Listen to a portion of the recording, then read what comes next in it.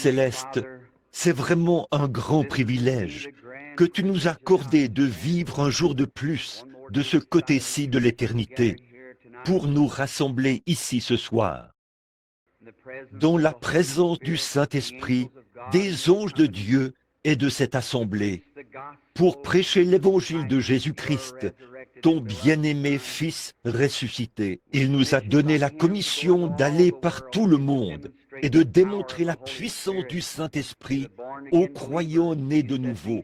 Et tu as dit, voici les signes qui accompagneront ceux qui auront cru. Nous sommes heureux de ce privilège que nous avons ce soir. Ô Dieu, aide-nous ce soir.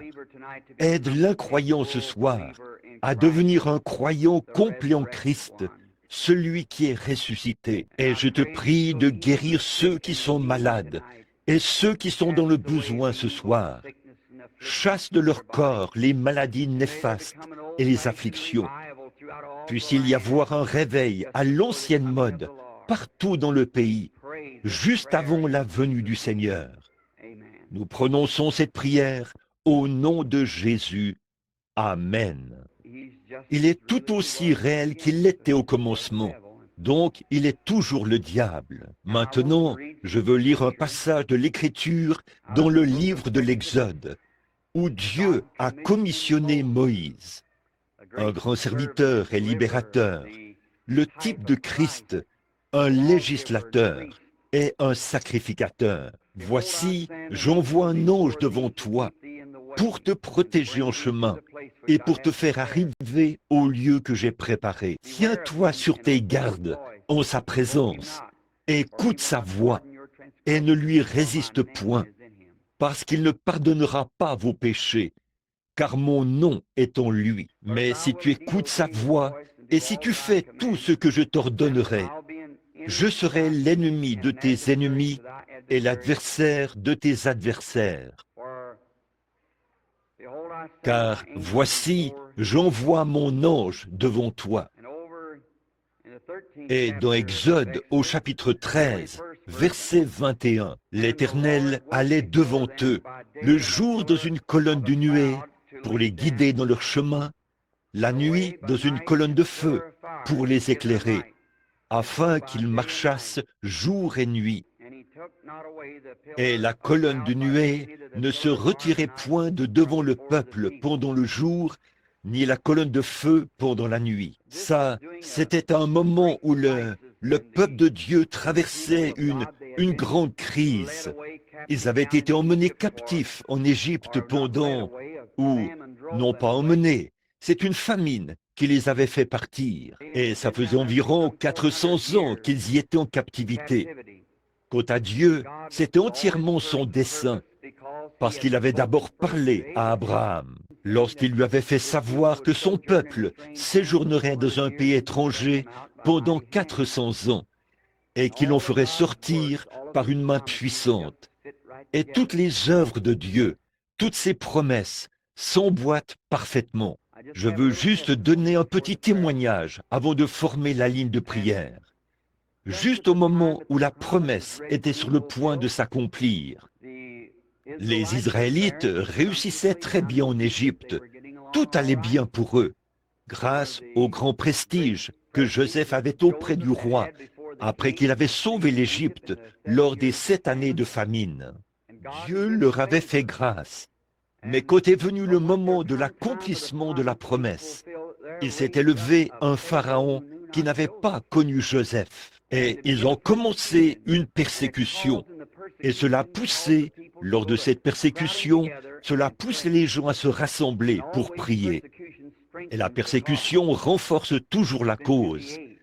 C'est ce qu'il en a été tout au long de l'âge.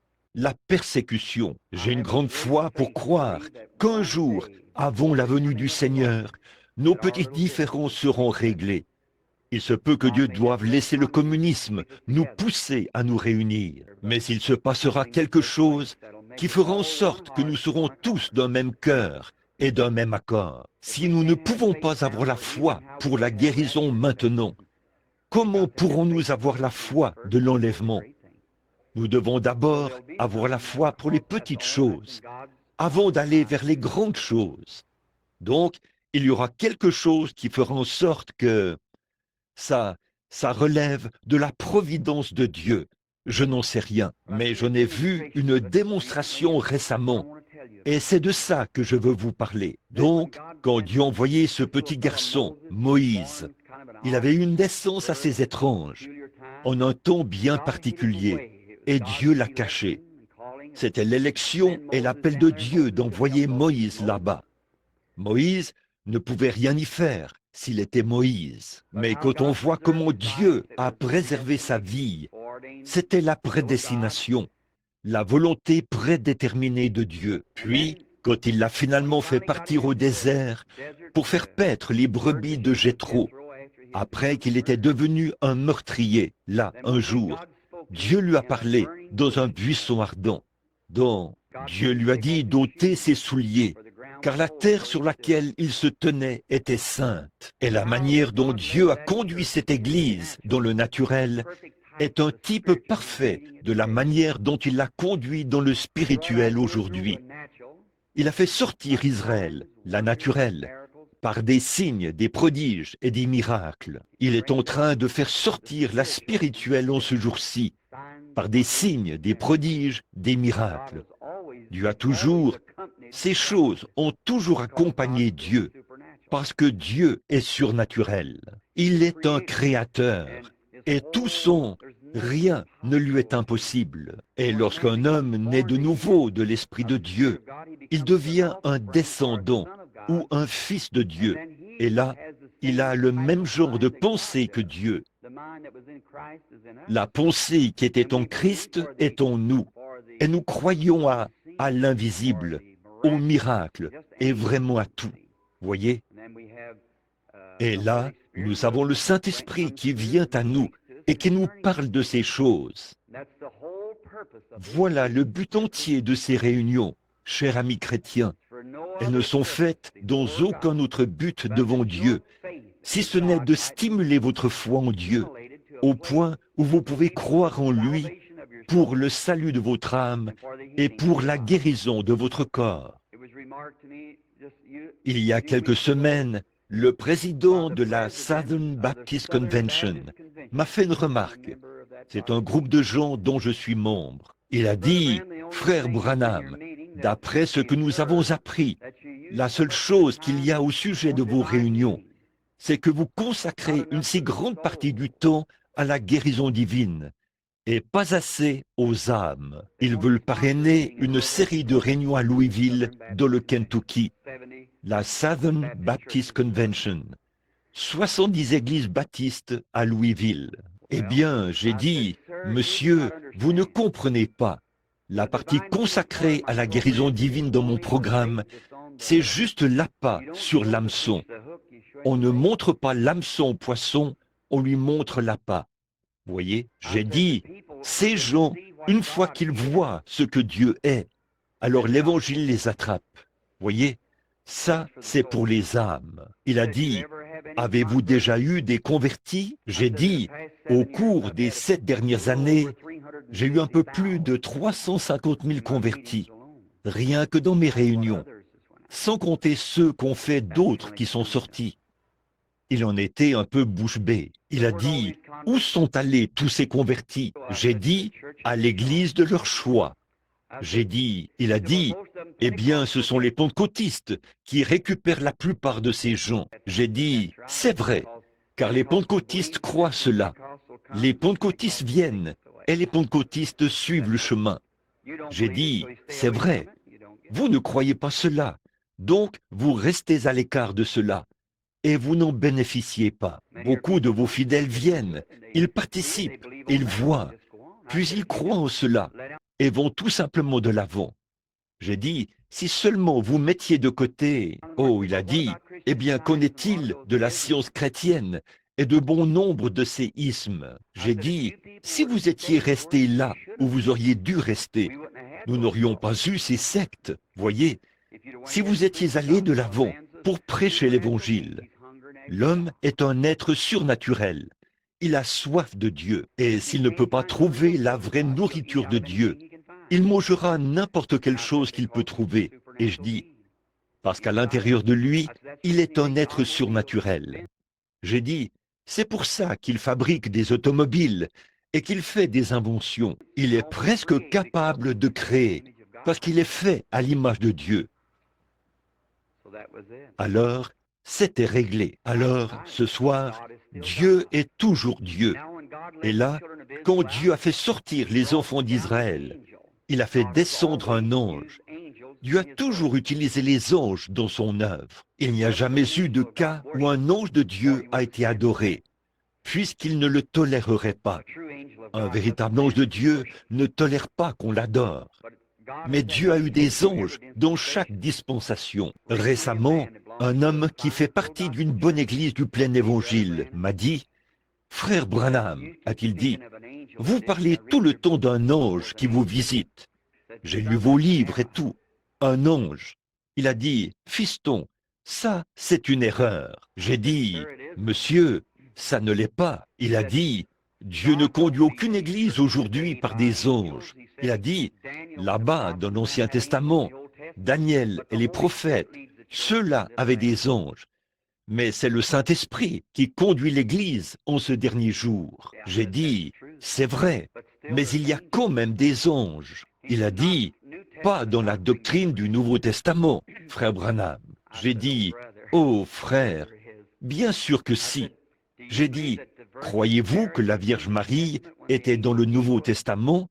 Lorsque l'ange Gabriel, là-bas, il a dit, mais ça, c'était avant la venue du Saint-Esprit. J'ai dit, dans ce cas, croyez-vous que Philippe avait le Saint-Esprit? Il a dit, oui. J'ai dit, qui lui a dit, là-bas en Samarie, d'aller dans le désert de Gaza pour rencontrer l'eunuque éthiopien? Était-ce le Saint-Esprit ou l'ange du Seigneur? C'était l'ange du Seigneur, pas le Saint-Esprit. J'ai aussi dit, croyez-vous que Saint Paul avait le Saint-Esprit? Il a dit, certainement. Vous croyez que Pierre avait le Saint-Esprit? Il a dit, certainement. J'ai dit, dans ce cas, lorsque Pierre était en prison et qu'il y avait eu une réunion de prière chez Jean-Marc, qui est-ce qui a traversé les barreaux sous forme de lumière et a brillé sur lui? L'ange du Seigneur. Qui était-ce dans le cas de Paul? Après 14 jours et 14 nuits sans lune, ni étoile, ni rien pour orienter, et que tout espoir pour eux d'être sauvés de cette tempête était complètement perdu, et que Paul est descendu dans la cale, et qu'au bout d'un moment il est ressorti et a dit, « Prenez courage, car l'ange de Dieu, dont je suis le serviteur, m'est apparu et m'a dit, « Paul, ne crains point. Il faut que tu comparaisses devant César. » Et voici, Dieu a donné tout. Il a dit, c'est pourquoi, frère, j'ai confiance en Dieu qu'il en sera comme il m'a été montré. Dans l'île de Patmos, Jean, tout le monde sait que Jean le bien-aimé avait reçu le baptême du Saint-Esprit. Et le livre de l'Apocalypse en entier a été révélé à Jean par un ange. Et Jean s'est prosterné pour adorer cet ange, un être distinct de Jésus-Christ. Et il a dit, moi, Jésus, j'ai envoyé mon ange pour attester ces choses qui doivent arriver bientôt. Pas vrai? Oh oui, chrétiens, les anges de Dieu sont des esprits qui exercent un ministère, qui sont envoyés de la présence de Dieu. Mais maintenant, comme le thème de mes réunions, Jésus-Christ le même hier, aujourd'hui et éternellement. Lorsque Moïse s'est avancé là, ce feu ardent qui était dans le buisson, Dieu lui a parlé, a dit, « Voici, j'envoie mon ange devant toi pour te protéger en chemin et pour te faire arriver au lieu que j'ai préparé. Tiens-toi sur tes gardes en sa présence. Ne lui résiste point, parce qu'il ne pardonnera pas vos péchés, car mon nom est en lui. » Bon, tout le monde sait que la colonne de feu qui conduisait les enfants d'Israël était l'ange de l'Alliance. N'est-ce pas vrai? Vous qui lisez la Bible. Et c'était Jésus-Christ. Moïse a regardé les richesses de Christ comme étant plus grandes que les richesses de l'Égypte. L'opprobre de Christ plutôt, comme étant plus grande que les trésors de l'Égypte. C'était Jésus-Christ. Il était dans une colonne de feu. C'était le même ange qui était dans le buisson ardent. Cette même colonne de feu. Et au fil des années, il était cet ange qui sert de guide. Il est le même hier, aujourd'hui et éternellement. Maintenant, presque tout le monde ici a entendu l'histoire de ma vie. Et je dis ceci avec humilité, avec amour envers tous, en essayant de trouver grâce devant Dieu. Que le jour où je quitterai cette vie, quand ma tâche sera terminée ici, je veux aller au ciel, aussi bien que tous les autres dans ce bâtiment. Le ciel a une grande importance pour moi. J'ai une femme là-bas, j'ai un bébé là-bas, j'ai des bien-aimés là-bas, j'ai des milliers d'amis là-bas. Je veux y aller aussi. Et par-dessus tout, mon Seigneur Jésus est là-bas, et je veux aller le voir. Et je sais qu'en tant qu'imposteur ou menteur, je n'entrerai jamais dans le royaume des cieux. Je serai considéré comme un imposteur, donc je ne pourrai pas y aller. Mais je veux y aller, et c'est pour ça que je suis ici ce soir. Bien qu'on me critique au sujet de ma prédication et de mon enseignement, je peux prouver ces choses par la Bible, et Dieu les confirme par des signes et des prodiges qui les accompagnent. Et si Dieu dit qu'il en est ainsi, alors personne n'a plus le droit d'en douter. Dieu a parlé dernièrement à Houston, au Texas, et maintenant, juste un instant, quelques instants plutôt, aussi vite que possible, je veux vous raconter ce qui s'est passé. Je tenais une réunion à Houston, au Texas, dans une salle qui pouvait accueillir environ, je pense qu'il y avait environ 8000 personnes à cette réunion. Et dans il se peut qu'il y ait ici des gens qui étaient à cette réunion. Et à cette réunion, il y avait un membre du clergé de la ville qui avait dit, Monsieur Best, du Temple Baptiste. Il avait écrit un article dans le journal où il disait que j'étais un imposteur religieux et que je devrais être chassé de la ville et que c'est lui-même qui devrait le faire. Eh bien, là, ça ne ressemble pas vraiment à un serviteur de Christ, ça. Mais, quoi qu'il en soit, cet homme est jeune et il a beaucoup à apprendre, comme moi et comme nous tous. Alors, Monsieur Bosworth, combien connaissent Fred Bosworth? Presque vous tous. C'était lui, l'organisateur de la réunion. Et il est venu me voir, il a dit, écoute, frère Branham, n'est-ce pas honteux? Il a dit, mets-le au défi. Eh bien, j'ai dit, frère Bosworth, personne n'arrive jamais à quelque chose en se disputant. L'évangile ne doit pas faire l'objet de disputes. Il doit être vécu et cru. Voyez? Alors j'ai dit, pourquoi perdre du temps avec un critiqueur, alors qu'il y en a des milliers qui se meurent et pour qui on doit prier? Voyez? Et il a dit, bon, d'accord. Et le lendemain, un autre grand article apparut dans le Houston Chronicle. Et on y disait, une annonce payée, bien sûr, et on y disait que ça montrait que j'avais peur de dire, de défendre ce que j'enseignais, qu'à la lumière de la Bible, je ne pouvais pas soutenir ce que j'enseignais. Et cela montrait que je refusais de relever son défi, parce que j'en avais peur. Eh bien, voilà frère Bosworth, qui est revenu à l'hôtel, et m'a de nouveau mis l'article sous les yeux. Voilà, frère Branham, tu vois ce que je veux dire? Regarde, il a dit, tu devrais faire quelque chose. J'ai dit, frère Bosworth, s'ils sont aveugles et qu'ils conduisent des aveugles, ne tomberont-ils pas tous dans la fosse? J'ai dit, laissez-les aller. Voyez, et j'ai dit, cela ne servirait à rien. Il a dit, mais frère Branham, pour défendre le principe de ce que nous soutenons devant les gens, nous devons le faire. J'ai dit, je ne me dispute avec personne. Voyez, j'ai dit, ce sera juste une dispute. Il a dit, frère Branham, laisse-moi y aller. Eh bien, j'ai pensé au vieux Caleb. Quand j'ai pensé à lui qui se tenait là, âgé d'environ 75 ans, il a dit, laisse-moi y aller. J'ai dit, non, frère Bosworth, pas si c'est pour vous disputer. Il a dit, frère Branham, je te promets que je ne me disputerai pas du tout. Il a dit, mais cet homme n'a pas le moindre passage de l'écriture. Il a dit, je je vais le prouver devant les gens. Et il a dit, juste, il a dit, les journalistes attendent en bas. Bien sûr, on garde le lieu où je reste, parce que secret, parce que je prie toute la journée. Je m'attends au Seigneur. Alors, quelques instants plus tard, il a dit, Frère Branham, ne vas-tu pas me laisser y aller? J'ai dit, Frère Bosworth, je ne veux pas que vous fassiez cela. Mais j'ai dit, si vous me promettez de ne pas vous disputer, vous pouvez y aller. Il a dit, je te le promets. Et il est allé en bas. Eh bien, le lendemain, vous savez bien que les journaux sont capables d'écrire tout et n'importe quoi. Des ecclésiastiques vont se prendre aux cheveux, vous savez, dans un débat. Et ils ont loué un grand stade, le stade Sam Houston, et des milliers de gens s'y sont entassés. Bon, parmi les gens du plein évangile, il y a des disputes au sujet de différentes choses. L'un croit qu'il y aura un millénium, l'autre dit qu'il n'y en aura pas. L'un dit qu'il viendra d'une manière et l'autre d'une autre manière. Et ils se séparent. L'un baptise d'une manière et l'autre d'une autre manière. Et ils se disputent à ce sujet. C'est exactement comme nous tous.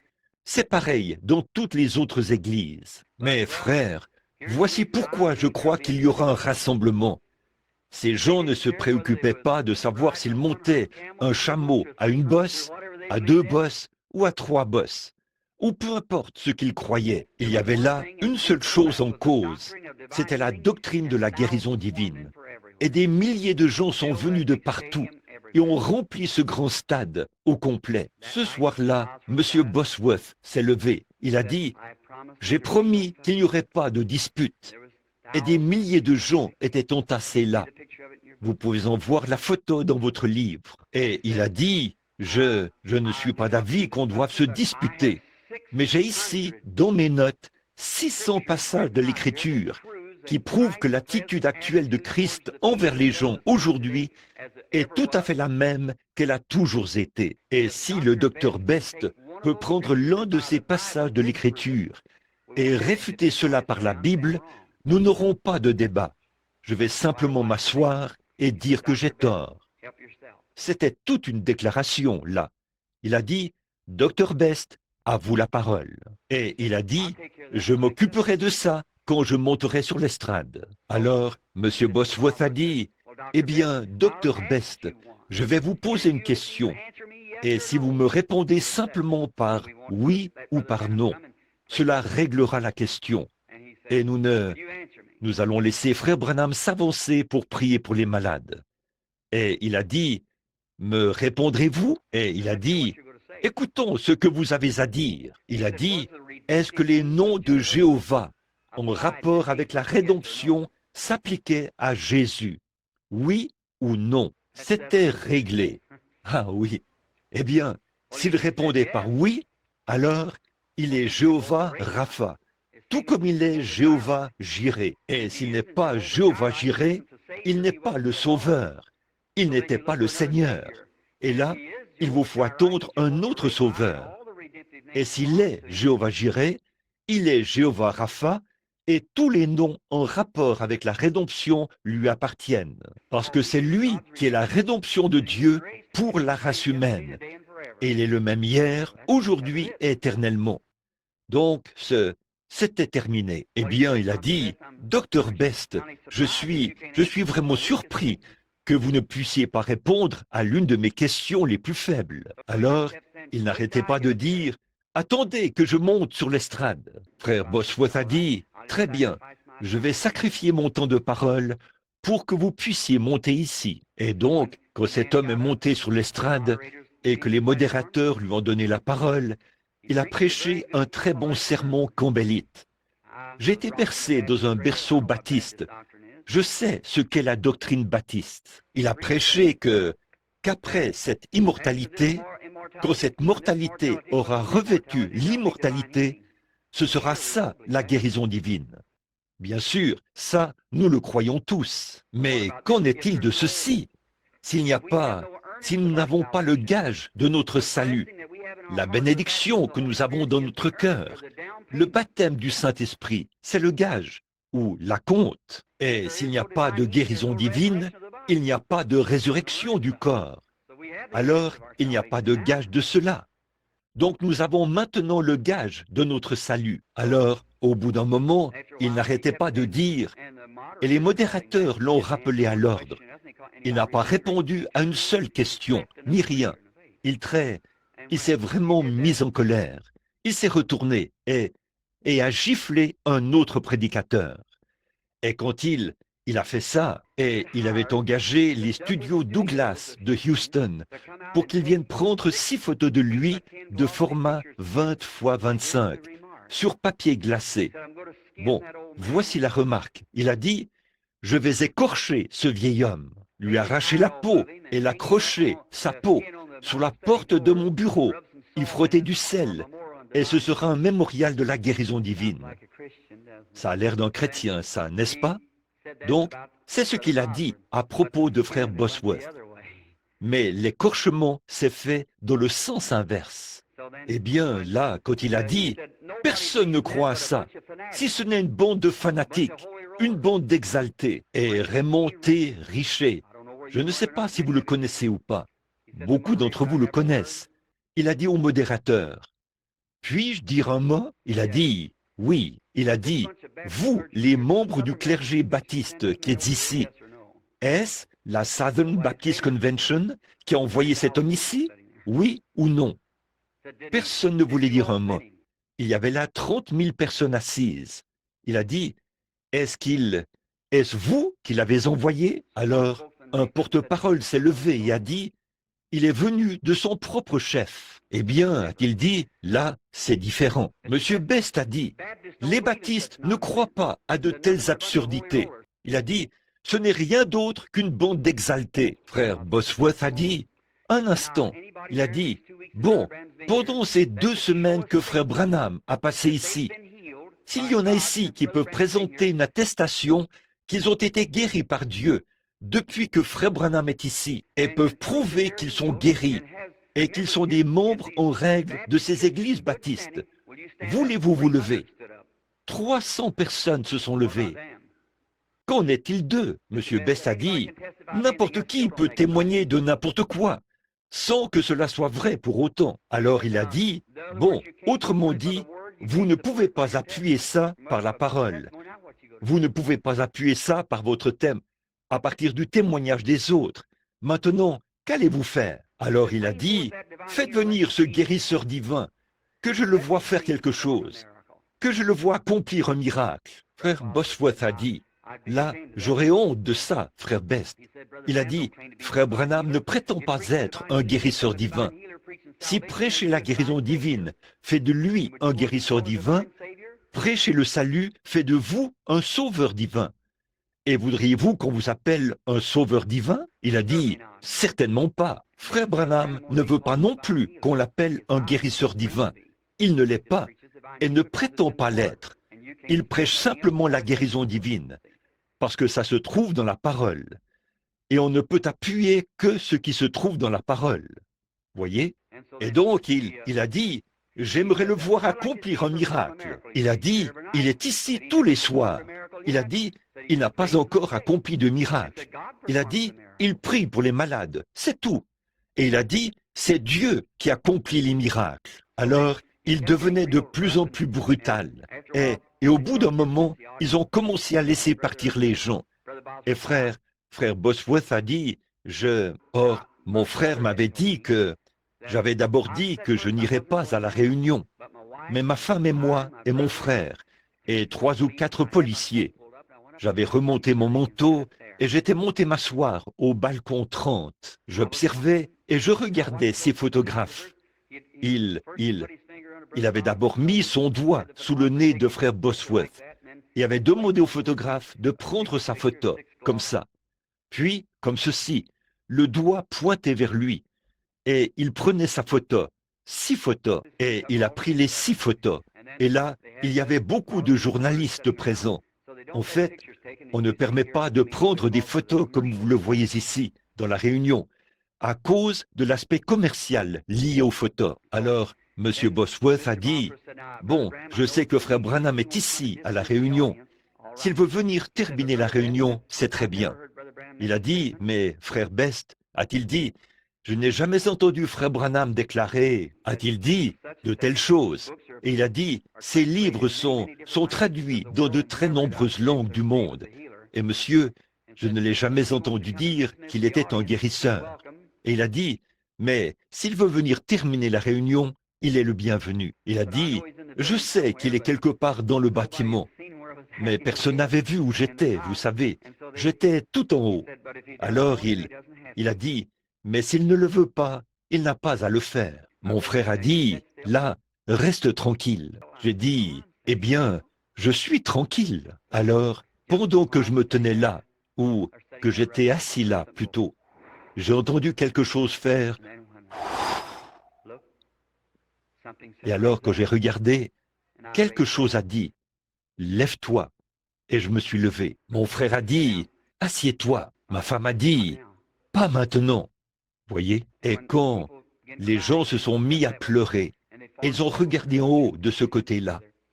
Et ils ont formé, plusieurs centaines d'huissiers se sont tenus les mains et ont formé une ligne, parce que c'était pathétique.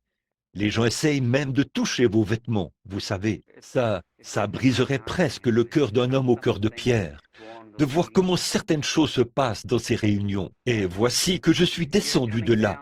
Je suis monté sur l'estrade et j'ai dit, je suis vraiment désolé que ces choses arrivent, mais qu'aucun de vous n'en tienne rigueur à M. Best. Et je dis, parce qu'il a autant le droit de ne pas le croire que moi de le croire. C'est pour ça que nous sommes des Américains.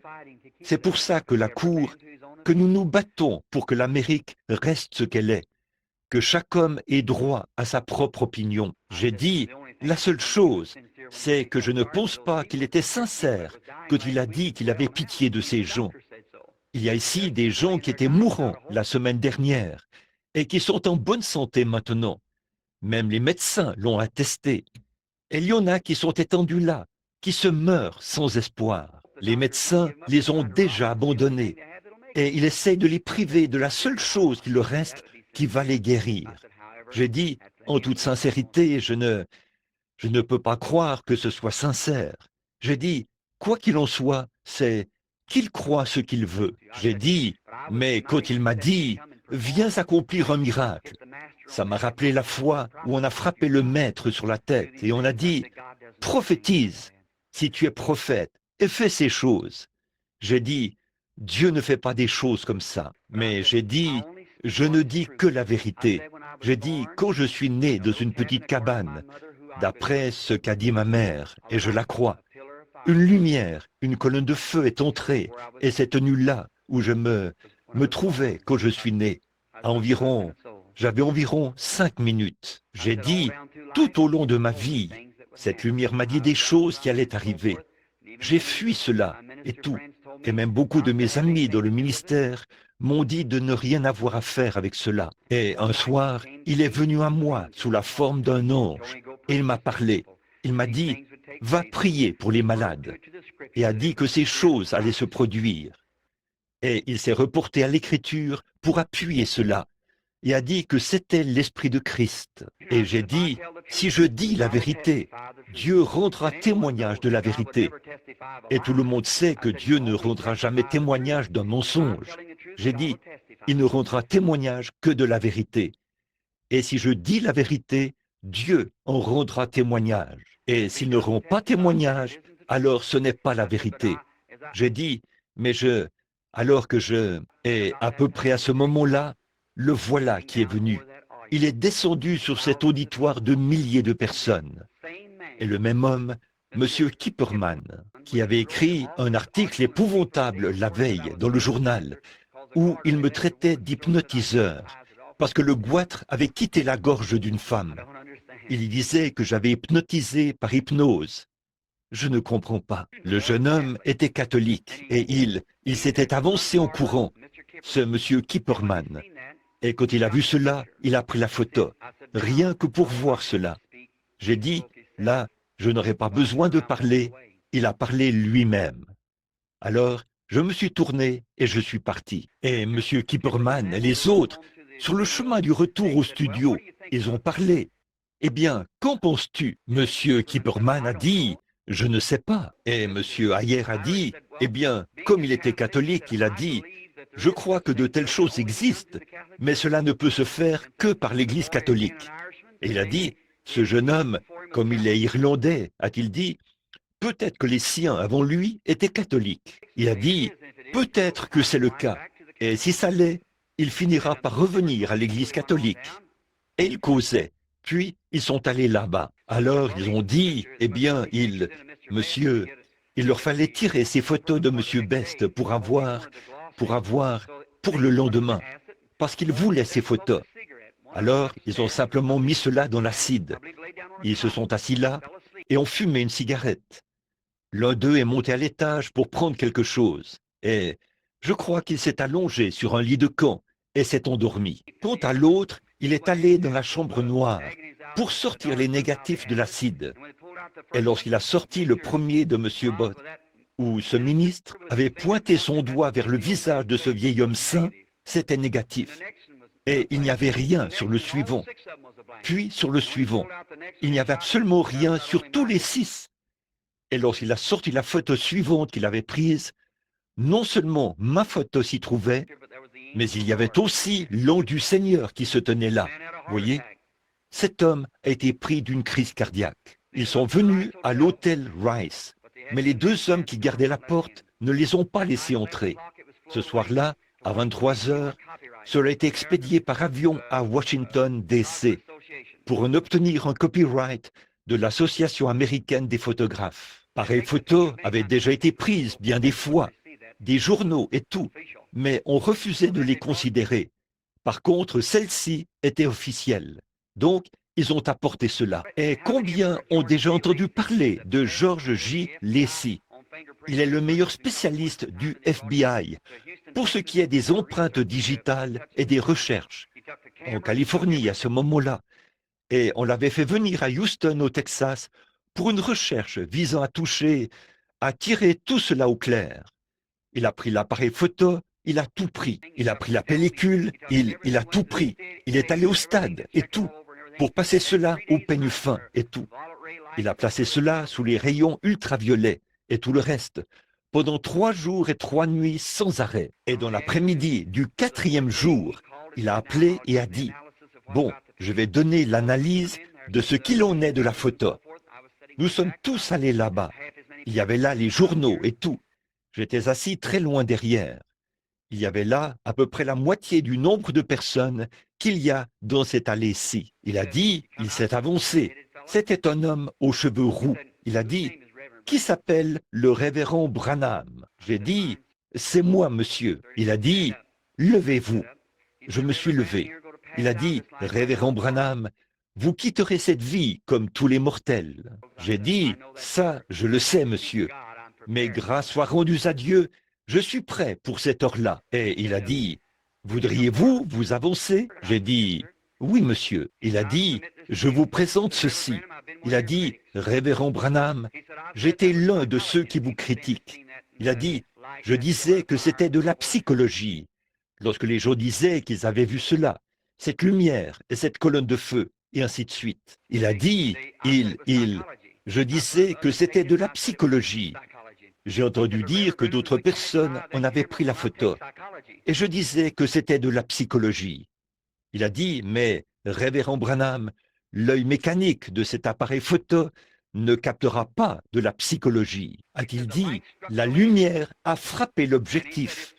Et il a dit, c'est la première fois dans toute l'histoire du monde qu'un être surnaturel a été photographié. Il a dit, le vieil hypocrite, il voulait dire l'incroyant, a dit qu'il n'y a aucune preuve scientifique qu'un être surnaturel existe. Mais a-t-il dit, on ne peut plus dire cela. Il a dit, mais voici une photo scientifique qui prouve qu'un être surnaturel existe. Et une copie de cette photo est accrochée dans la salle des arts religieux à Washington, D.C., réservée à cet endroit-là. La photo est protégée par un droit d'auteur. Le studio en a vendu des milliers de copies. Il m'a présenté le négatif. J'ai dit, monsieur, si mon Seigneur Jésus a eu assez d'estime pour moi, au point de venir se faire photographier à mes côtés, pour la première fois qu'on a pris sa photo dans toute l'histoire du monde.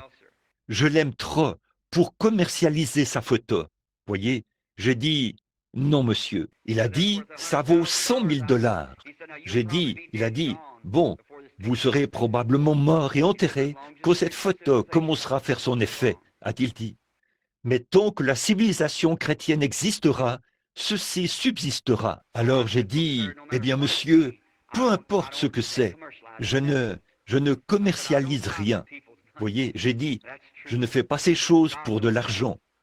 C'est vrai, Dieu le sait, et les gens du monde le savent. Bon, des gens m'ont offert des milliers de dollars, et s'il me fallait réunir 200 $ ce soir, je ne sais pas où je les trouverais. Je suis venu dans ce monde pauvre, je repartirai pauvre. Et pourtant, on m'a même offert jusqu'à d'une seule entreprise, un grand vignoble en Californie, après qu'une femme avait été guérie d'un cancer du sein, 1 500 000 $, sous forme de mandat postal. Et j'ai refusé de regarder cela. Un gros article apparu dans le journal, vous voyez, après que j'ai refusé de même regarder ce chèque. Ce n'est pas l'argent. Non, monsieur. J'aime le Seigneur Jésus. J'aime. Et le seul moyen pour moi de l'aimer, c'est de vous aimer. Et quand je suis franc avec vous, je suis franc avec lui. Et en servant son peuple, c'est lui que je sers. Je dis la vérité, j'ai dit la vérité. Et maintenant, écoutez, cette photo, nous en apporterons une copie ici demain soir pour vous la montrer. C'est une grande colonne de feu. Combien l'ont vue? Probablement que beaucoup d'entre vous l'ont vue. C'est protégé par un droit d'auteur. Il y a de grandes choses qui vont avec ça. C'est une grande colonne de feu, à peu près grande comme ça. Ils ont dit dans leurs recherches que cela ressemblait à une lumière émeraude, flamboyante, qui brûle. On peut voir cela. J'espère qu'elle apparaîtra ici ce soir. Elle est apparue de très nombreuses fois dans les réunions, pendant que je faisais des services. Quelqu'un a-t-il déjà vu cela littéralement, de ses yeux, dans les réunions? Y en a-t-il ici qui l'ont déjà vu? Bien sûr, les voilà. Voyez, c'est littéralement descendu de nombreuses fois pendant que nous prions. Et là, si ce soir, c'est mon dernier soir sur la terre, comme je me tiens ici, à Connersville, dans l'Indiana, mon témoignage est la vérité. Dieu, le même Dieu qui a conduit les enfants d'Israël par une colonne de feu dans le désert, conduit son Église aujourd'hui de la même manière.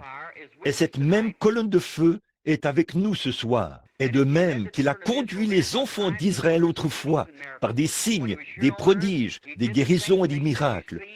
Quand il était ici sur la terre, il a fait les mêmes choses que vous le voyez faire ce soir. Il est maintenant avec nous, à la fois dans une colonne de feu visible et par des signes et des prodiges qui prouvent que Jésus-Christ est le même hier, aujourd'hui et éternellement. Le monde scientifique sait ce soir que j'ai dit la vérité. J'ai dit la vérité. Dieu dans le ciel sait que j'ai dit la vérité. Et Dieu a rendu témoignage aux gens que j'ai dit la vérité. Et si ce soir, de cette chair, je rentrais à la maison dans la gloire, mon témoignage serait que j'ai dit la vérité. J'ai été en contact direct et indirect avec des millions et des millions de personnes. 8 ou 10 millions de personnes, partout dans le monde. Des centaines de milliers et des milliers et des milliers de gens ont vu les prodiges et les signes de Dieu dans le domaine surnaturel, exactement comme Jésus-Christ l'a fait ici sur la terre. Nous avons des gens qui ne croient pas, ils ne peuvent pas croire. La Bible dit qu'ils sont nés destinés à cette condamnation. Ils ne peuvent pas croire. Mais pour ceux qui croient, Jésus-Christ est le même hier, aujourd'hui et éternellement. Bon, que le Seigneur vous bénisse. Et je dis ceci au nom de notre Seigneur. Que le même Jésus qui a fait sortir les enfants d'Israël du désert, le même Christ qui était l'ange de l'Alliance, pour vous les ministres, le Logos qui est sorti de Dieu, vous savez de quoi je parle. Très bien. Celui-là même qui les a conduits, c'est celui-là même qui a marché ici sur la terre dans la chair humaine, qui est retourné à Dieu et est revenu sous la forme du Saint-Esprit pour conduire l'Église. Il est le même ce soir. Je suis si reconnaissant d'être représenté avec un groupe de croyants avec lesquels Dieu s'est représenté, avec des signes et des prodiges. Que le Seigneur vous bénisse tous. Maintenant, souvenez-vous, je ne prétends pas guérir les gens, je prie pour les gens. Dieu, par une naissance, non pas par un désir, non, mais par une naissance et par la souveraineté de Dieu, par la prédestination et la sagesse de Dieu. Il a fait de moi un voyant. Je ne peux pas voir ce que je veux. Je vois ce qu'il me montre. Tout ce que je sais, c'est ce qu'il me montre. Et ce qu'il me dit, je le fais. Que le Seigneur vous bénisse. Je prie qu'il soit visible dans la réunion ce soir et qu'il se manifeste à vous tous qui êtes dans le besoin. Premièrement, vous qui avez besoin de lui en tant que sauveur.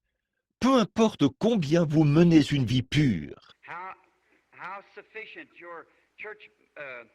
combien vous allez fidèlement à l'Église, combien de mon... Souvenez-vous, c'était une sainte Église, une Église qui croyait la Bible, qui a condamné Jésus-Christ et l'a mis à mort. Et c'est...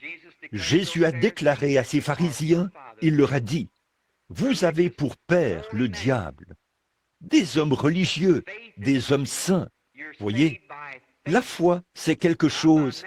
Vous êtes sauvés par la foi, non pas d'une manière imaginaire, mais par un contact direct avec Dieu, qui apporte la vie surnaturelle dans votre être mortel.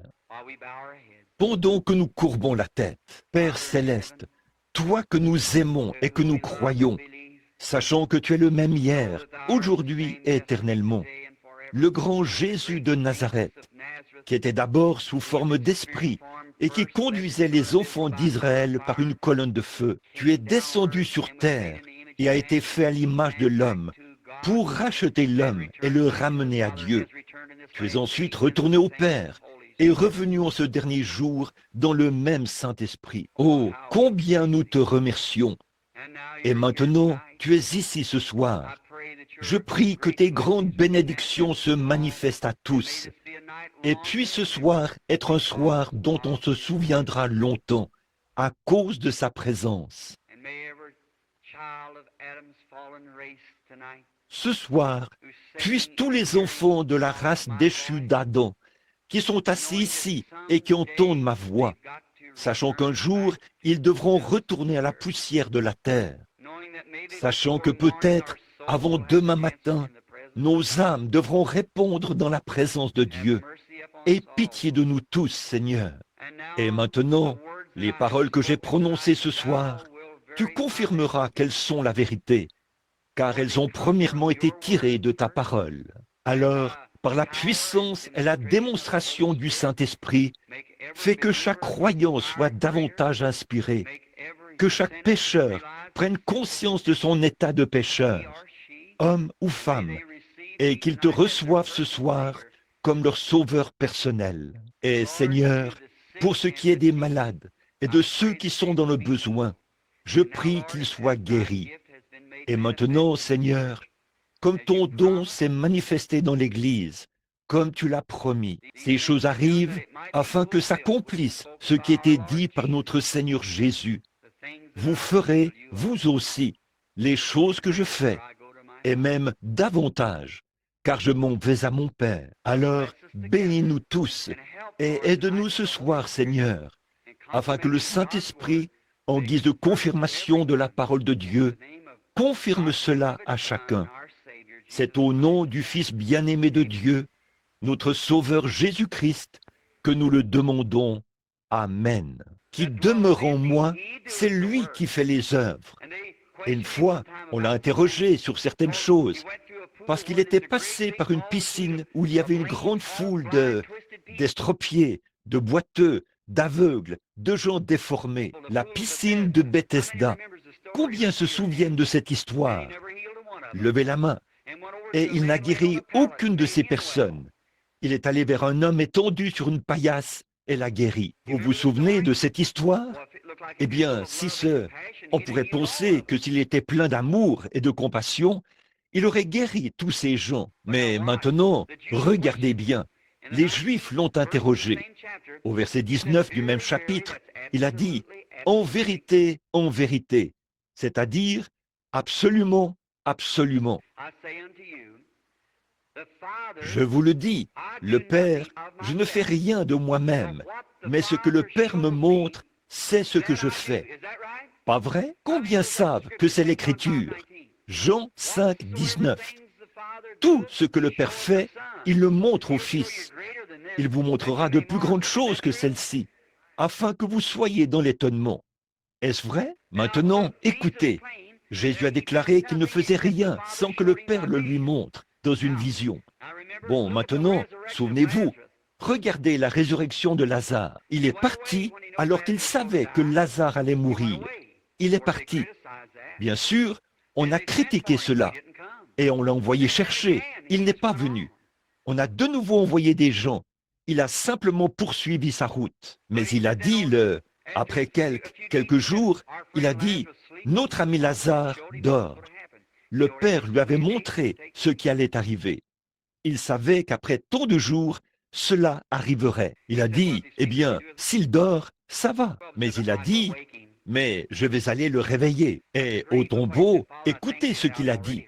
Je te loue, Père, de ce que tu m'as déjà exaucé. Mais j'ai dit ces choses à cause de ceux qui sont là.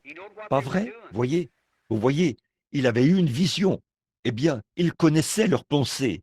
Il savait ce qu'il faisait. Quelqu'un a dit, frère Branham, vous parcourez l'auditoire des yeux et vous savez ce que les gens font, et ainsi de suite, là-bas. Saviez-vous que ça, c'est lire dans la pensée de ces gens? Que c'est de la télépathie mentale?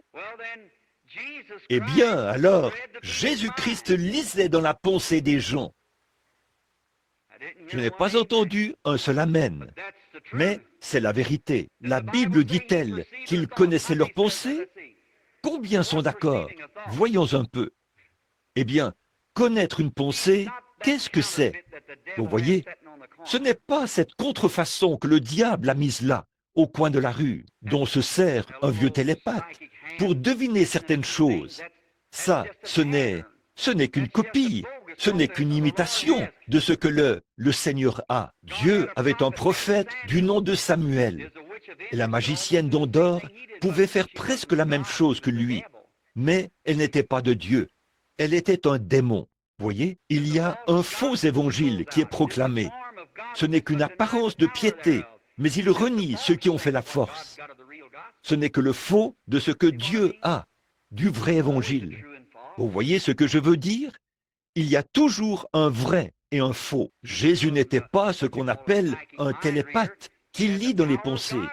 Il avait en lui la puissance de Dieu, et c'est ce qui faisait ces choses. Avez-vous déjà lu au sujet de l'Urim dans la Bible, où il est dit qu'on regardait cela, ce pectoral qui donnait, que Dieu parlait par ce pectoral? Or le diable s'est donné un cristallomancien comme substitut à cela. L'Urim et le Tumim, les frères, vous connaissez cela. Ils regardaient cela, et les lumières changeaient quand Dieu approuvait quelque chose, ce qui est un type de la parole de Dieu. Les trois moyens par lesquels Dieu parle, par le prophète, par les songes, par l'Urim, par la Bible, par la révélation, par le prophète. C'est pareil aujourd'hui, voyez. Voici l'Urim, ici, bon. Et là, si un songe ou une vision ou quoi que ce soit que vous ayez ne concorde pas avec ceci, ce n'est pas Dieu qui parle. Mais si c'est parfaitement aligné sur ceci, alors c'est Dieu qui parle. Voyez? Donc, Jésus est le même hier, aujourd'hui et éternellement. Dans son Église, la même colonne de feu, qui fait les mêmes signes et les mêmes prodiges. Là, que le Seigneur vous bénisse tous. Soyez vraiment en prière maintenant, vraiment en prière. Excusez mon langage, je ne suis pas un orateur. Je prie pour les malades. Très bien. Que le Seigneur soit avec vous tous maintenant. Courbons la tête un instant. Seigneur, sois miséricordieux maintenant et aide-nous ce soir. Puisse ton esprit être proche pour bénir tous les gens. Bénis ceux qui sont dans le besoin partout. Nous te prions maintenant d'envoyer ton ange. puisse-t-il se tenir tout près. La Bible dit que quand le Saint-Esprit viendrait, il nous révélerait des choses et nous annoncerait les choses à venir. Nous le croyons, Seigneur. Nous croyons. Aussi te demandons-nous maintenant de nous bénir. Puisse-t-il venir confirmer la parole que j'ai prononcée. Là, Père, j'ai rendu témoignage de toi. Maintenant, rends témoignage de moi, Seigneur, que j'ai dit la vérité.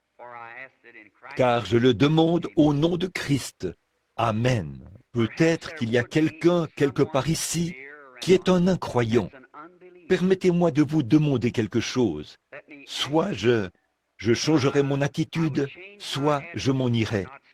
Car permettez-moi de vous mettre en garde au nom de notre Seigneur.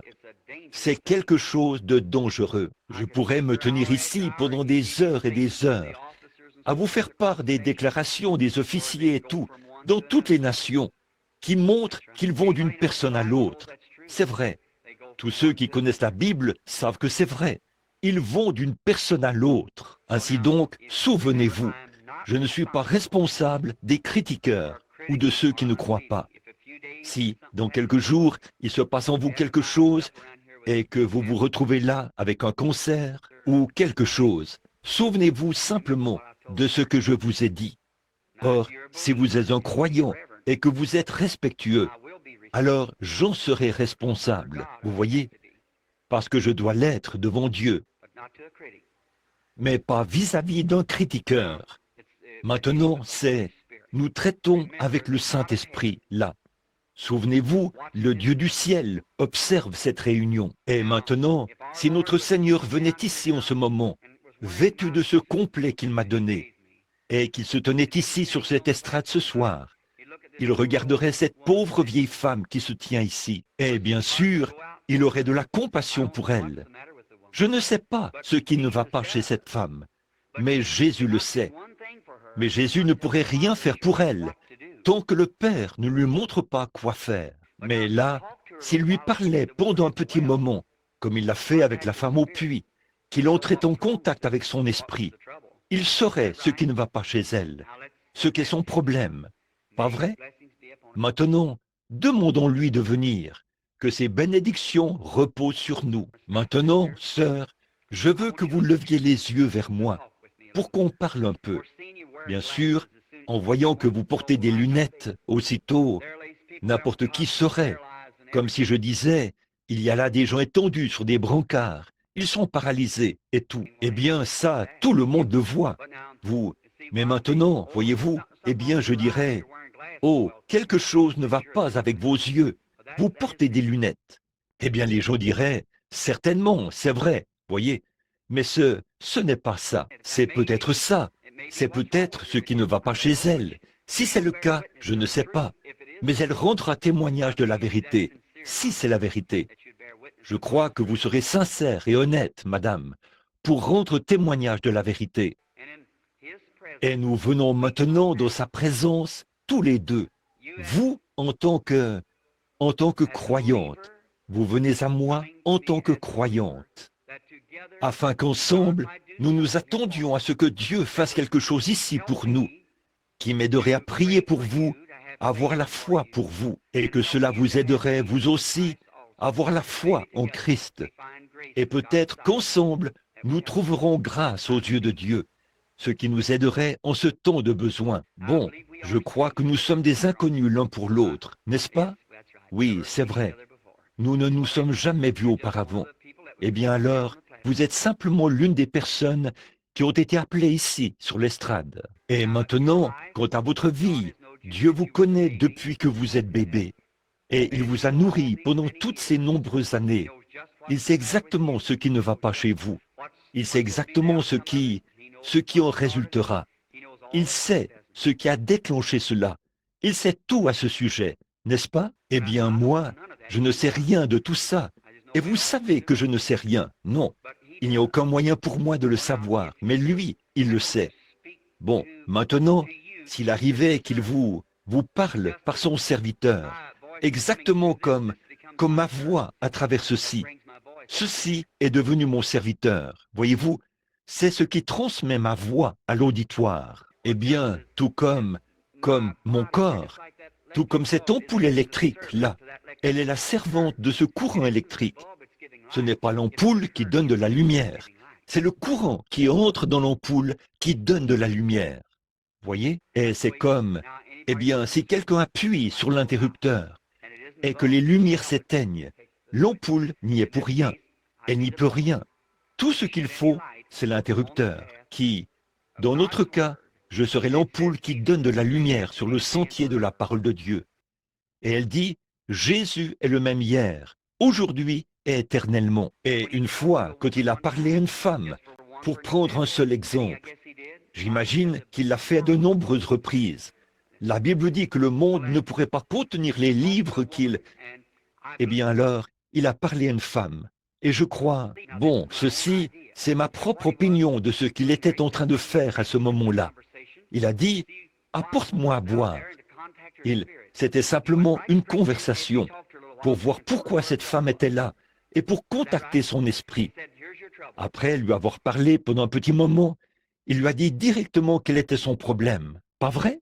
Il a dit, ton problème, c'est ceci. Et quand elle a vu ça, elle a dit, je vois que tu es prophète. Elle est allée dans la ville en courant et a dit que le Messie était à la porte. Maintenant, s'il est le même, eh bien, la logique voudrait qu'il fasse les mêmes choses, n'est-ce pas? Son esprit serait le même. Très bien. Maintenant, je l'aime et je le crois. Et j'espère qu'il va nous aider.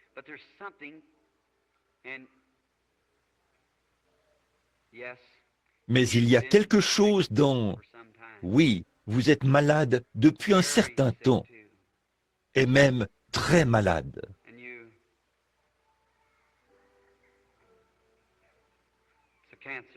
Et vous, c'est un cancer.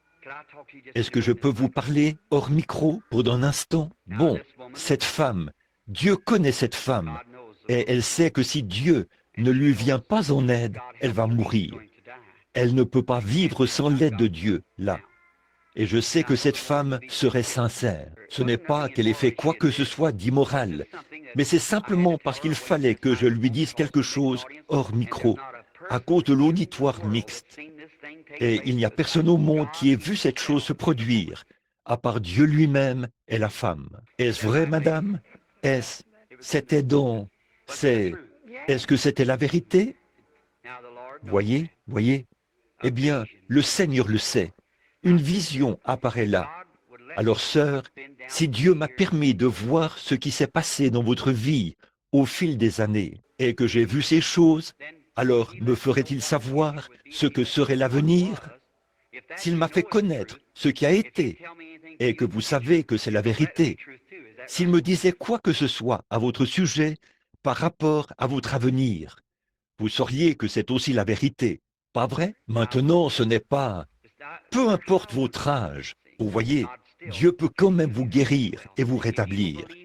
Si vous croyez maintenant que ceci est la vérité, que la révélation de Dieu et Jésus-Christ est ici ce soir, et que sa parole tout d'abord par la Bible, déclare qu'il vous guérirait si vous croyez. Et si je prie pour vous, et il a précisé, c'est an du Seigneur, que même le cancer ne résisterait pas à la prière. Ces choses ne sont que des dons, voyez-vous. L'essentiel, c'est de prier pour les malades. C'est pour ça que j'ai été envoyé, pour prier pour les malades. Ceci n'est qu'un don, ça ne guérit personne. Maintenant, il vous a dit ce qu'était votre état, votre vie, quoi que c'était, il vous l'a dit. La chose m'échappe en un instant, parce qu'une nouvelle vision apparaît. Les gens tirent dans l'auditoire, voyez-vous. Mais peu importe ce que c'était, c'est la vérité. C'est toujours la vérité. Or, cela ne vous a pas guéri, mais c'est la prière qui vous guérit. La prière de la foi sauvera le malade. Maintenant, croyez-vous de tout votre cœur? Très bien. Courbons la tête. Notre Père Céleste, la maladie a frappé notre sœur. La voici qui se tient ici, et c'est toi seul qui peux la rétablir. Et maintenant, en tant que ton serviteur, je te soumets toutes choses, et j'implore ta miséricorde pour cette mère âgée. Sois avec elle, ô Dieu, alors que je pose mes mains sur elle, Je demande à cette maladie néfaste, ou à cette affection, ou à cette affliction, peu importe ce qui ne va pas chez elle, de la quitter et de disparaître. Et je fais ceci en commémoration de notre Seigneur Jésus-Christ, qui a dit, « Ils imposeront les mains aux malades, et les malades seront guéris. » Je le demande au nom de Jésus-Christ. Amen. Maintenant, que Dieu vous bénisse, maman. Ne doutez de rien maintenant. Allez simplement en vous réjouissant et en croyant de tout votre cœur.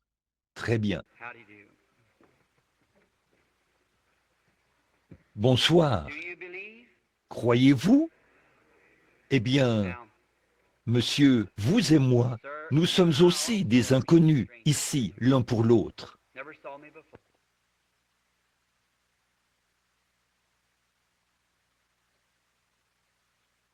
Vous ne m'avez jamais vu auparavant. Alors, croyez-vous? Vous vous rendez compte que vous êtes toute personne qui se tient ici tout près, pendant que l'onction est proche, sait qu'il se passe quelque chose. Vous vous rendez compte qu'il y a quelque chose qui agit dans le spirituel.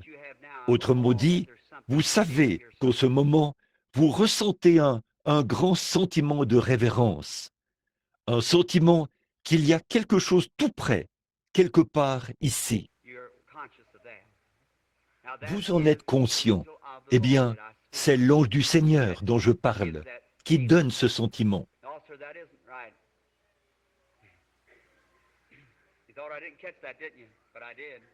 Non, monsieur, ce n'est pas vrai. Vous pensiez que je n'avais pas saisi ça, n'est-ce pas? Mais je l'ai fait. Ce n'est pas de la télépathie mentale. Monsieur, ce n'est pas vous qui avez des problèmes. Vous êtes une personne nerveuse, toute bouleversée. Mais le problème pour lequel vous êtes venu me voir ici concerne votre femme qui est à la maison. Pas vrai? C'est vrai. Que Dieu vous bénisse. La femme est couchée, mourante. En ce moment, elle prend certains produits pour se soulager, à cette heure même.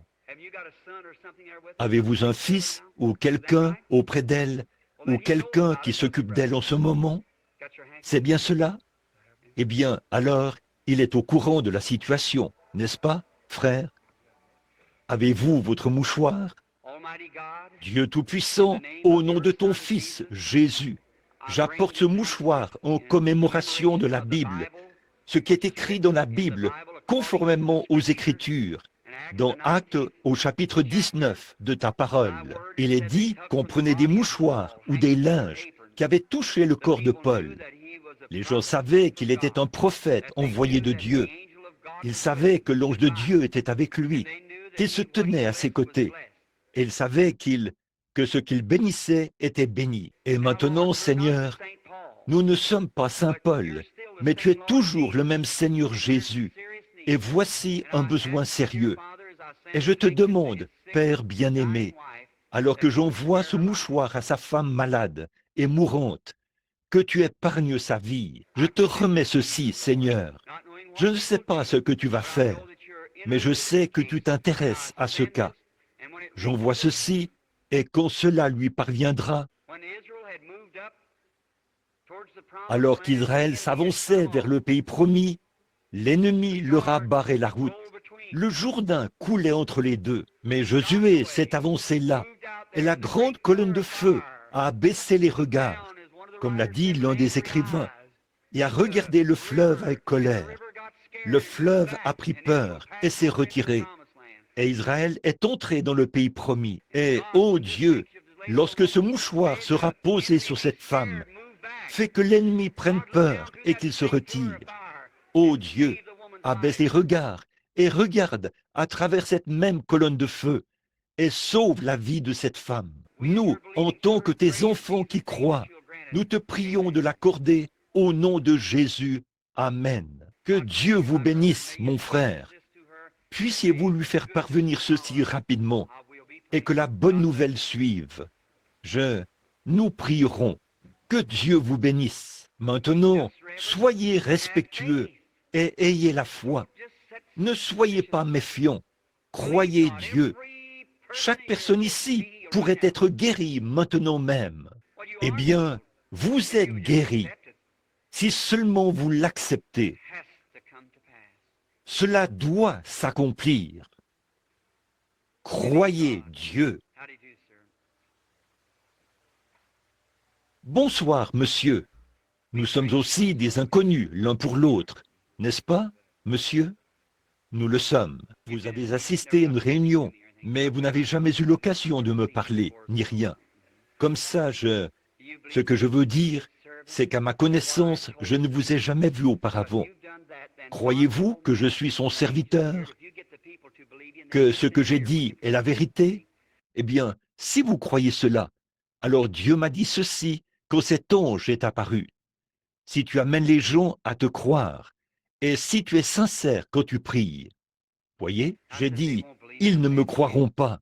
Je suis sans instruction. Il a dit, de même qu'il était donné au prophète Moïse des signes, une confirmation que sa main était guérie de la lèpre, et qu'un bâton avait été transformé en serpent, puis ce serpent en bâton, a-t-il dit. Il te sera donné un signe. Tu connaîtras les pensées mêmes de leur cœur, et tu leur diras ces choses. Et il a dit, ce qui est le Seigneur Jésus à l'œuvre, prouvons son écriture. Voyez-vous, afin qu'ils croient. Maintenant, si nous sommes des inconnus l'un pour l'autre, et que cet homme-ci est un inconnu, si Dieu me révèle l'état de cet homme, ou quoi que ce soit d'autre, eh bien, alors il n'y a plus de place pour le doute, n'est-ce pas? Alors vous croyez que si je priais pour vous, Dieu l'accorderait? Vous croyez? Eh bien, puisse-t-il l'accorder, mon frère? Tout d'abord, je vois que vous vous souciez de quelqu'un d'autre que vous-même. Et je crois que c'est un de vos proches. Je crois que c'est une femme. Elle est sourde, ou quelque chose comme ça. Et elle a quelque chose comme un rhumatisme, ou quelque chose qui ne va pas chez elle. Vous avez un mal. Juste un instant. Je vais vous parler ici maintenant. C'est bien. C'est vrai. Est-ce la vérité? Vous voyez, maintenant Dieu... Oui, ça ne peut être que Dieu. Merci frère. Que le Seigneur vous bénisse. Venez ici un instant. Est-ce que vous croyez maintenant qu'il vous accordera le désir de votre cœur? C'est tout à fait vrai.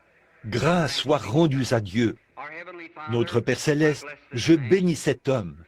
Puisse-t-il aller maintenant et recevoir, puisque son cœur et sa foi se sont élevés. Son désir était de venir. De même que Moïse a élevé le serpent d'airain dans le désert, comme un emblème.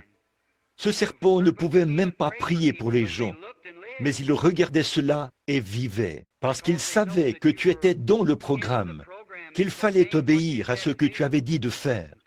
Et Père, en considérant ce même mémorial ce soir, j'impose les mains à cet homme, obéissant à ce que tu as dit de faire, et je demande la guérison de son corps et aussi de sa bien-aimée. Au nom de Jésus-Christ, Amen. Maintenant, jeune homme, continuez votre chemin en vous réjouissant. Allez, en étant reconnaissant. Dieu pourrait certainement vous récompenser pour votre foi.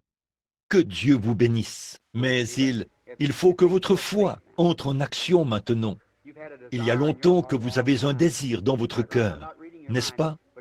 Je ne lis pas dans vos pensées, mais vous avez même promis à Dieu que les choses que vous aviez promises, ces choses que vous savez que vous auriez dû faire quand vous étiez jeune femme, à un moment donné, mais que vous n'avez pas faites. Est-ce la vérité? Votre bébé a un genre de problème d'intestin, n'est-ce pas vrai? Quelque chose, il est dans un état de paralysie. Il souffre de régurgitation. Il vomit sa petite nourriture. Est-ce la vérité? Si c'est vrai, levez la main pour attester de tout cela. Comment puis-je vous connaître? Et comment puis-je connaître votre bébé? Mais le Dieu du ciel se tient ici et vous révèle ces choses. Croyez-vous que Dieu guérira ce bébé si je le lui demande? Et allez-vous lui obéir, aller de l'avant et faire ce que Dieu, notre Père Céleste, je te prie de bénir à la fois la dame et le bébé. Puissent-ils tous les deux se rétablir, Seigneur, et te servir tous les jours de leur vie. Au nom de Jésus-Christ, je demande cette bénédiction. Amen. Que Dieu vous bénisse maintenant. Allez en vous réjouissant. Allez en étant heureuse et en louant Dieu pour sa bonté et sa miséricorde. Disons, grâce soit rendue à Dieu. Maintenant, que tout le monde soit respectueux. Juste, oh, cet homme qui se tient ici est sourd.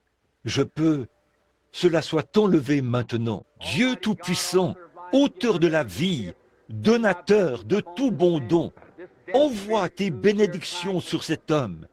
Cet esprit de surdité qui est ici et qui essaie de retenir cet homme. Je te prie, au nom de Jésus, de libérer ses oreilles, afin qu'il puisse entendre l'évangile du Seigneur Jésus-Christ. Toi, esprit de surdité, sors de cet homme, au nom de Jésus-Christ. Je t'adjure de t'en aller. M'entendez-vous, mon frère? M'entendez-vous avec celle-ci? Vous m'entendez? Très bien. Vous pouvez avancer ici, au micro. C'est cette oreille qui était sourde. M'entendez-vous? Dites Amen. J'aime le Seigneur. Vous êtes guéri, mon frère. Vous pouvez continuer votre chemin en vous réjouissant et en étant heureux. Disons, grâce soit rendue à Dieu. Vous croyez que Dieu vous guérira de ce cancer, monsieur? Seigneur Jésus, je te prie de guérir cet homme. Puisse-t-il rentrer chez lui et être en bonne santé. C'est au nom de Jésus-Christ que je le demande. Amen. Que Dieu vous bénisse, frère. Maintenant, continuez votre chemin en vous réjouissant et en remerciant Dieu alors qu'il... Venez, madame. Croyez-vous? Votre problème est dans votre dos, n'est-ce pas? C'est exact, un rein. Vous croyez que Dieu va vous rétablir? Seigneur Jésus, je bénis cette femme et je te demande de la guérir. C'est au nom de Jésus-Christ que je le demande. Amen.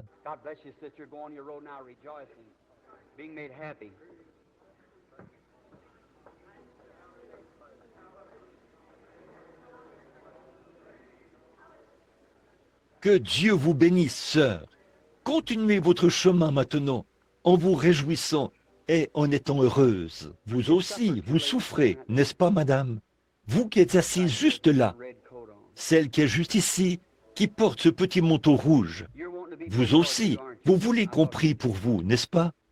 Je pensais bien que oui. Vous étiez en train de prier, là. Voyez? Oui, c'est... Je n'ai pas saisi exactement ce que c'était. Maintenant, je le saisis. C'est de l'arthrite, pas vrai? N'avez-vous pas autre chose que ça? Une phlébite, c'est exact.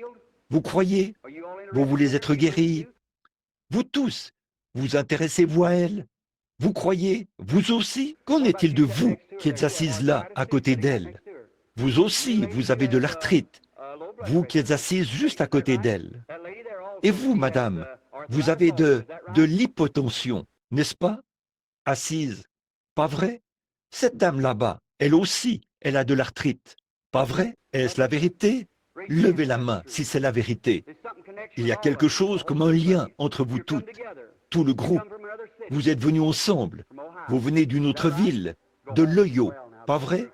Rentrez chez vous et soyez en bonne santé. Chacune d'entre vous, venez. Voulez-vous être guéri? Très bien. Vous êtes asthmatique. Allez simplement en remerciant le Seigneur et soyez rétablis. C'est là. Que Dieu vous bénisse. Au nom du Seigneur Jésus-Christ, vous voulez vous remettre de cette maladie de cœur, madame? Si oui, allez simplement en le remerciant, en disant « Merci Seigneur » et Dieu permettra que vous vous rétablissiez.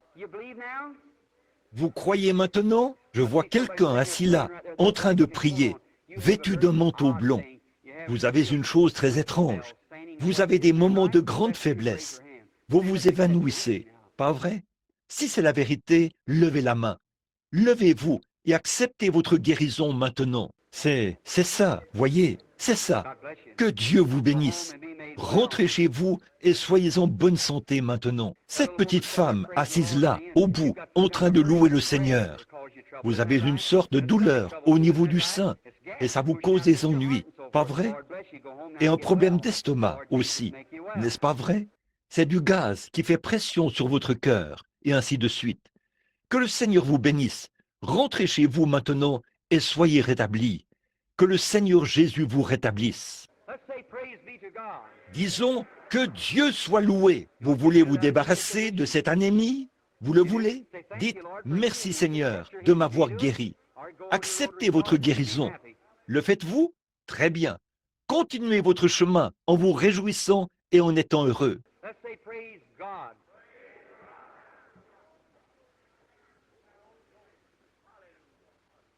Disons gloire à Dieu. Vous voulez vous remettre de ce problème de vésicule biliaire? Vous le voulez? Alors levez-vous et acceptez votre guérison.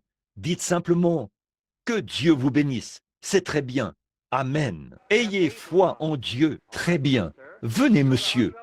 Vous voulez vous remettre de cette maladie de cœur? Continuez simplement votre chemin en vous réjouissant et en disant « Merci Seigneur, c'est comme ça qu'il faut faire. » Croyez de tout votre cœur. Vous voulez vous remettre de cette anémie, là-bas au fond?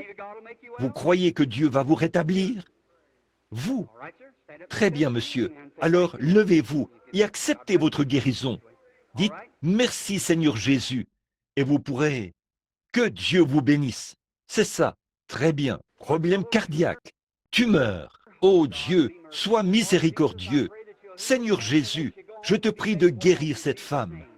Puisse-elle rentrer chez elle et être en bonne santé. Par le nom de Jésus. Amen. Que Dieu vous bénisse, sœur. Repartez en vous réjouissant. Très bien. Venez. Mon petit frère, crois-tu que je suis le prophète de Dieu? Tu as le diabète, n'est-ce pas, mon chéri? Tu veux t'en remettre? Si Jésus était ici, il t'imposerait les mains et tu te rétablirais, n'est-ce pas? Alors, au nom de Jésus-Christ, sois guéri, mon chéri. Va et que le Seigneur te bénisse et te rétablisse. Disons, grâce soit rendue à Dieu. Très bien, madame. Vous voulez vous remettre de cette maladie de cœur, n'est-ce pas, sœur? Vous rétablir? Très bien. Venez, que le Seigneur Jésus bénisse cette femme. Puisse-elle rentrer chez elle et être en bonne santé. C'est au nom de Jésus-Christ que je le demande. Amen. Très bien. Vous croyez maintenant, sœur? Vous croyez que Dieu vous rétablira? Père, je te prie de la guérir et de la rétablir. Au nom de Jésus-Christ. Amen. Que Dieu vous bénisse, sœur. Continuez votre chemin. Regardez, savez-vous quel était votre problème? La tuberculose. Vous voyez, vous êtes mal en point. Mais Dieu vous rétablira si vous croyez cela.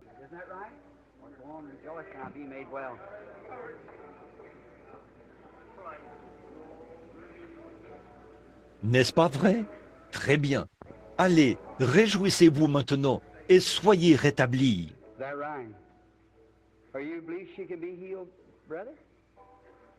Pas vrai? Eh bien, vous croyez qu'elle peut être guérie, frère? Vous le croyez?